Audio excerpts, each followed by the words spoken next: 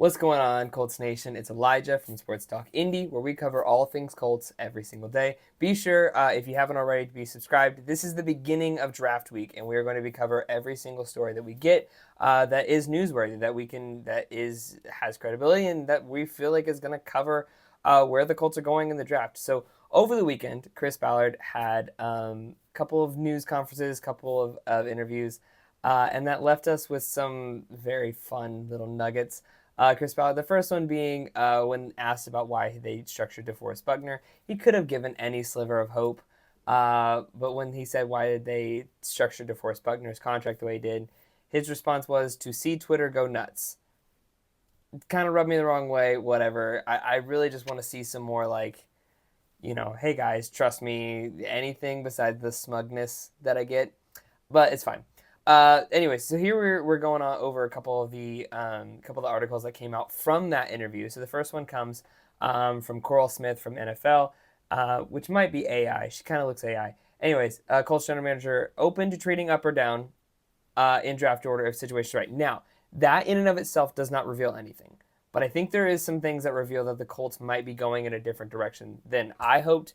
But this is what Ballard had to say, though the most pre-draft scrimmage Thursday's festivity has centered on which teams could move up in the few picks. Indianapolis Colts general manager quipped Friday in his pre-draft press conference that reporters seemingly already expect him to trade down, saying that he can already see the article. Okay, so nothing there yet. Though he joked about it, Ballard was clear right now he feels there's a possibility the Colts move in either direction in the order if the situation's right. History, I just go off history, and the more picks you have, the better chance you have to hit. Now, of course, you're not going to hit on all of them, but it gives you more of a chance to hit. Now, this is where I think it gets interesting. Look, we moved up. We moved up for Jonathan Taylor. When we see one that's in striking distance, and we think we can get it, we'll do it. So I think that's very interesting because I think that reveals that the Colts aren't going to do anything until draft day, for one, and for two, they're not going to move more than a few picks because they don't want to give up that much more.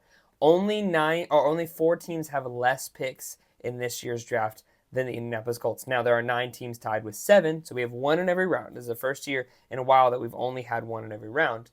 But we look at this and we see that the Colts are looking at going in the direction of potentially trading up if there's someone that's right there. But he goes on and he says, as he referenced in the 7 seasons, Ballard has completed pivotal trades where he moved in both directions, with some of the cornerstones of the franchise coming in Indianapolis' carefully crafted pick exchange. In 2020, in a deal with the Browns to move up to pick number 44, they netted him Taylor, who needless to say has played a vital role in the offense since joining the team. And earlier that same draft, Colts selected wide receiver Michael Pittman with a second-round pick they acquired from trading out of the first round in 2019. The wideout has rewarded them with 2,000-plus yard receiving seasons. So I think it's very interesting. I think that this reveals to us that Ballard might be going in the direction of only quick trades up, but it doesn't seem like. Now, he's also one to blow smoke. Ballard has multiple times told the press one thing and then done something completely different. So this could all entirely be a smoke show. But it does, I think, show that there is some people that Ballard would be willing to move up a couple picks.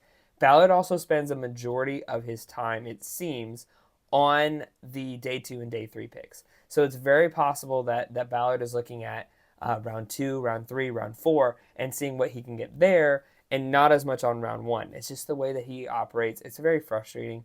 A lot of people focus more on round 1, especially in this draft. The Colts are on the lower end of the selection with pick selections. We already covered that. And as for positions, Indy could be targeting with the first few picks. NFL's Chad Rauter has cornerback, safety, running back, wide receiver, and interior offensive lineman. Now, that's what's being analyzed. Now, we're going to go to another report real quick where Chris Ballard had yet more to say on this. In the upcoming NFL draft, there are 2 positions group that stand out above the rest, according to Colts GM Chris Ballard. And one of them, in particular, is a big need for Indianapolis. This is what Ballard had to say on this. I think there's a few positions that have some real depth, said Ballard in his pre-draft press conference. Like O-line in this draft is excellent, and there's depth throughout. Now, I would love to see the Colts go out and get an offensive line with round 2 or 3 pick. Just not round 1. We don't need a round 1. I like the O-line in this draft. It's excellent. There's depth throughout. I truly believe when you're going to get a really good player in those mid-rounds and even some later because of the depth of the group. That's great. That's good. Wideout is very similar those two position groups stand out. They're really good. So I think it's very interesting. He's either blowing smoke or he legit has something here because not in most of the mock drafts they have Terry and Arnold, Quinion Mitchell, all of these guys going to the Colts, all these cornerbacks and safeties. But what Ballard is saying here is wideout is very similar. There's two positions groups stand out. So what that could mean is that Ballard doesn't view the safety and cornerback as deep as some analysts are saying, which means he could go cornerback in round 1 and then wait for round 2 for Xavier Legette, for Xavier Worthy, not Xavier Legette, but Legette out of South Carolina, Xavier Worthy, and you go on those ends and get a still good wide receiver, trust Pittman being your wide receiver 1 for the next few years, and get one of those good wide receivers. Keon Coleman could be available. So you look at all these things, but it says that wideout is very deep, and so is offensive line. I would, if I were a betting man, I would right now expect the Colts to go with a cornerback or safety to trade up maybe 1 or 2 picks if necessary. If they feel like they're within, like if they feel like there's another team. I'm looking at the draft order to see who's, like, I can't remember who's right in front of us right now. But if there's a team that also could go for a pick that they're getting, but they're not going to give up much, especially with one being deep. The Saints, the Raiders are for sure going to go. Surely they're going quarterback. Yeah, so I would say the Colts are probably going to go, and they're not going to move in the first round, or they move back. But most everyone right now this week, I mean, it changes every week, but right now this week, a lot of people are saying Terry and Arnold from Alabama to go to the Colts. And so I would expect the Colts to not move a lot. There's not a lot of teams around them that need cornerback as well. They have much more glaringly obvious needs. A lot of teams need quarterbacks that are around us. So, yeah, I would say the Colts are probably going to go, if I were a betting man, I would say they're going to go with a cornerback in round 1 and then save the offensive line. Round 2, I would say wide receiver, and then round 3, based on this interview alone. Now, obviously, Chris Ballard blows smoke all the time. He could trade the whole house to go up into the round 1 and get Brock Bowers or get Brian Thomas Jr. or get Rome or all of these guys. So that's all entirely possible. Ballard will never say what he's thinking, and that's one of the most frustrating things as a Colts fan is to try and cover him for one and to try and follow him and trust him for another.